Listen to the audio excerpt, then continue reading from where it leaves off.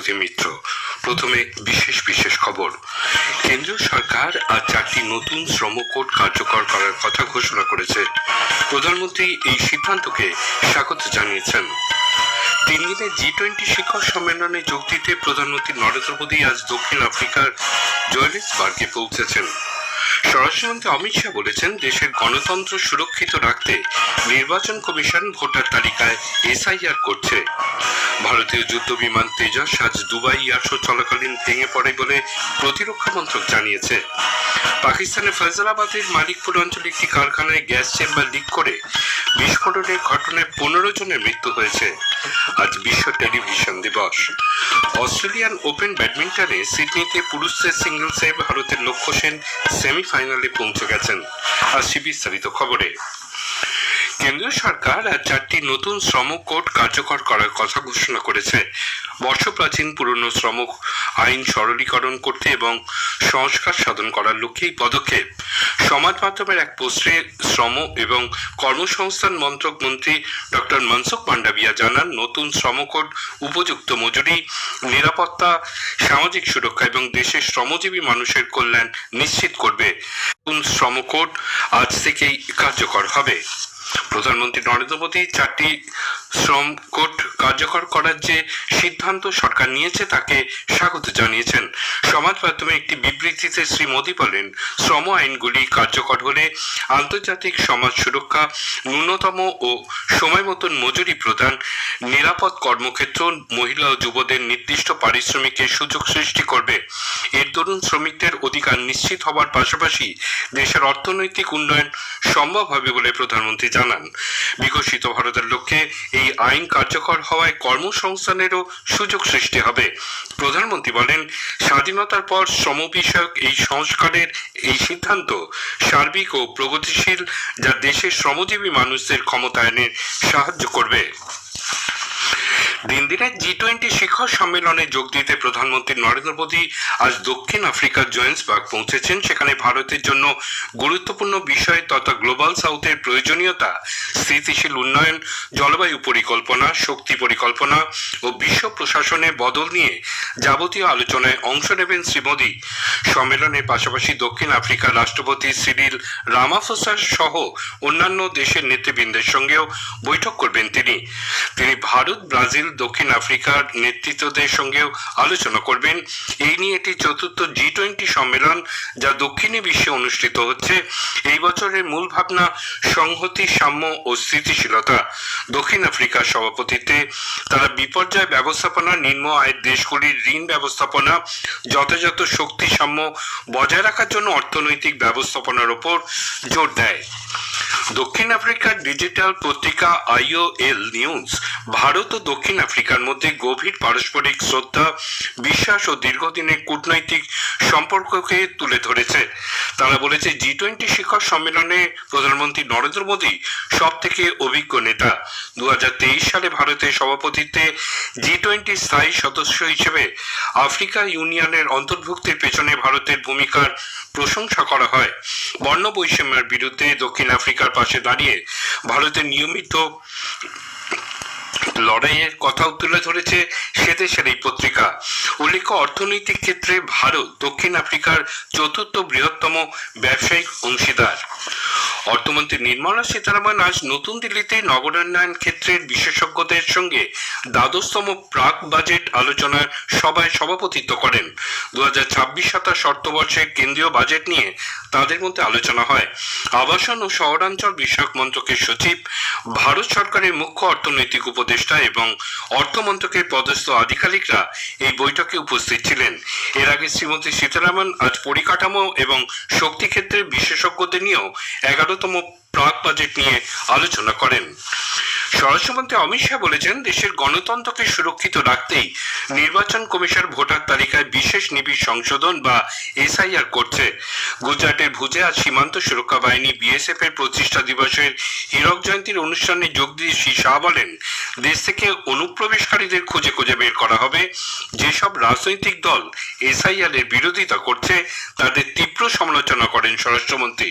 শ্রী শাহ বলেন, বিএসএফ কে আরো উন্নত এবং আধুনিক করার পাশাপাশি বিশ্বের মধ্যে অন্যতম আক্রমণাত্মক বাহিনী হিসেবে গড়ে তুলতে 5 বছরের লক্ষ্যমাত্রা স্থির করেছে মন্ত্রক।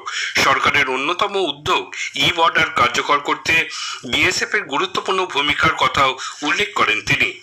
गृह विभाग ने तय किया है कि अगले स्थापना दिन तक बल को आधुनिकीकरण के सभी आयामों में से युक्त कर 5 साल में बल को विश्व का सबसे आधुनिक और सबसे पैनी आक्रमण क्षमता वाला हमारा बॉर्डर सिक्योरिटी फोर्स बनाएंगे। অপারেশন সিন্দুর এবং জম্মু কাশ্মীরের বন্যায় দুর্ঘটনাগ্রস্ত পরিবারবর্গের সহায়তা করতে জম্মু কাশ্মীরের উপরাজ্যপাল মনোজ কুমার সিনহা পুঞ্চে একটি সহায়তা কেন্দ্রের ভিত্তিপ্রস্তর স্থাপন করেছেন। HRDS ইন্ডিয়ার সহায়তায় এই প্রকল্প পাকিস্তানের জঙ্গিদের দ্বারা ক্ষতিগ্রস্ত পরিবারবর্গের পাশে দাঁড়ানোর উদ্দেশ্যে নির্মিত হয়েছে। কৃষি ও কৃষক কল্যাণ মন্ত্রী শিবরাজ সিং চৌহান বলেছেন, ভারতের মোট খাদ্যশস্য উৎপাদন 8% বৃদ্ধি পেয়েছে, যা এক রেকর্ড। নতুন দিল্লিতে গতকাল 2024-25 সময়কালের ফসল উৎপাদনের চূড়ান্ত হিসাব প্রকাশের পর শ্রী চৌহান বলেন, গত 10 বছরে ভারতের মোট খাদ্যশস্য উৎপাদন 10 কোটি 60 লক্ষ টনেরও বেশি বৃদ্ধি পেয়েছে। প্রধানমন্ত্রী নরেন্দ্র মোদী 30শে নভেম্বর আকাশবাণীতে মন কি বাত অনুষ্ঠানে তার চিন্তা ভাবনা দেশ বিদেশের মানুষের সঙ্গে ভাগ করে নেবেন। এটি হবে মাসিক এই বেতার অনুষ্ঠানের 128তম পর্ব। বেলা 11টা থেকে আকাশবাণী এবং দূরদর্শনের সবকটি চ্যানেল এবং Akashvani news on AIR website, mobile app, প্রধানমন্ত্রীর দপ্তর, তথ্য সম্প্রচার মন্ত্রকের ওয়েবসাইট ও ইউটিউব চ্যানেলেও মন কি বাত সম্প্রচারিত হবে। এই খবর শুনছেন আকাশবাণী থেকে। ভারতীয় বায়ুসেনার তেজস যুদ্ধ বিমান ভেঙে পড়ার ঘটনায় chief of defence staff general Anil Chauhan দুঃখ প্রকাশ করেছেন। সমাজ মাধ্যমের এক বার্তায় শ্রী চৌহান বলেন, বিপদের এই সময় গোটা বাহিনী মৃত বিমান চালকের পরিবারের পাশে রয়েছে। উল্লেখ্য, ভারতীয় যুদ্ধ বিমান তেজস আজ দুবাই এয়ার শো চলাকালীন ভেঙে পড়ে বলে প্রতিরক্ষা মন্ত্রক জানিয়েছে। আল মাকতুম আন্তর্জাতিক বিমানবন্দরে আয়োজিত এয়ার শো এর শেষ দিনে আজ আকাশপথে প্রদর্শনীর সময় বিমানটি ভেঙে পড়ে। উড়ানের কিছুক্ষণের মধ্যেই সশব্দে মাটিতে আছড়ে পড়লে তীব্র বিস্ফোরণ হয়। মৃত্যু হয়েছে বিমান চালকের। ভারতীয় বায়ুসেনা বিমান চালকের মৃত্যুতে গভীর শোক ব্যক্ত করে জানিয়েছে, ঘটনার প্রকৃত কারণ অনুসন্ধান তদন্তের নির্দেশ দেওয়া হয়েছে। এদিকে জ্বালানি লিক করে এই দুর্ঘটনা ঘটেছে বলে বিভিন্ন মাধ্যমে যে খবর প্রচারিত হচ্ছে তা সম্পূর্ণ ভুয়ো বলে সরকার জানিয়েছে। পিআইবির ফ্যাক্ট চেক ইউনিট বলেছে যে তরল পদার্থের ক্ষরণের ছবি দেখা যাচ্ছে তা বিমানের যন্ত্রাংশে ঘনীভূত জল। দুবাইয়ের আবহাওয়ার এই নিঃসরণ অত্যন্ত স্বাভাবিক বলে জানানো হয়েছে। উপরাষ্ট্রপতি সিপি রাধাকৃষ্ণন আগামীকাল দুদিনের সফরে অন্ধ্রপ্রদেশ যাচ্ছেন। পুত্তাপুত্তিতে শ্রী সত্য সাই ইনস্টিটিউট অফ হায়ার লার্নিং এর 44তম সমাবর্তন অনুষ্ঠানে প্রধান অতিথি হিসেবে যোগ দেবেন তিনি। সফরের দ্বিতীয় দিনে শ্রী রাধাকৃষ্ণন শ্রী সত্য সাই বাবা শতবর্ষ উদযাপন অনুষ্ঠানে প্রধান অতিথি হিসেবে যোগদান করবেন। পাকিস্তানের ফয়জালাবাদের মালিকপুর অঞ্চলে একটি কারখানায় গ্যাস চেম্বার লিক করে বিস্ফোরণের ঘটনায় 15 জনের মৃত্যু হয়েছে, আহত আরো বহু মানুষ। উদ্ধারকারী দল জানিয়েছে, আজ সকালে কারখানার অদূরে একটি বাড়ি বিস্ফোরণের জেরে সম্পূর্ণ ভেঙে পড়ে। ফয়জালাবাদ কমিশনারের দপ্তর সূত্রে জানানো হয়েছে, এ পর্যন্ত 15টি মৃতদেহ উদ্ধার হয়েছে। বাংলাদেশের ঢাকা সহ বিস্তীর্ণ এলাকায় আজ সকালে ভূমিকম্পে এখনো পর্যন্ত 4 জনের মৃত্যুর খবর পাওয়া গেছে, আহত অনেকে। সে দেশের আবহাওয়া দপ্তর জানিয়েছে, সকাল 10টা নাগাদ 5.7 মাত্রার ভূকম্প অনুভূত হয়। অস্ট্রেলিয়ান ওপেন ব্যাডমিন্টনে সিডনিতে পুরুষদের সিঙ্গলসে ভারতের লক্ষ্য সেন স্বদেশী আয়ুষ শেট্টিকে পরাজিত করে সেমিফাইনালে পৌঁছে গেছেন। তিনি 23-21, 21-11 সেটে হারিয়ে দেন। সেমিফাইনালে লক্ষ্য আগামীকাল তাইওয়ানের টিসি চৌয়ের মুখোমুখি হবেন। শেষ করার আগে খবরের বিশেষ অংশ আরেকবার। কেন্দ্রীয় সরকার 4টি নতুন শ্রম কোড কার্যকর করার কথা ঘোষণা করেছে। প্রধানমন্ত্রী এই সিদ্ধান্তকে স্বাগত জানিয়েছেন। 3 দিনের G20 শিখর সম্মেলনে যোগ দিতে প্রধানমন্ত্রী নরেন্দ্র মোদী আজ দক্ষিণ আফ্রিকার জোহেন্সবার্গে পৌঁছেছেন। স্বরাষ্ট্রমন্ত্রী অমিত শাহ বলেছেন, দেশের গণতন্ত্র সুরক্ষিত রাখতে নির্বাচন কমিশন ভোটার তালিকায় SIR করছে। ভারতীয় যুদ্ধ বিমান তেজস আজ দুবাই এয়ার শো চলাকালীন ভেঙে পড়ে বলে প্রতিরক্ষা মন্ত্রক জানিয়েছে। খবর এখনকার মতো শেষ হলো। এরপরে স্থানীয় সংবাদ 7:50 মিনিটে।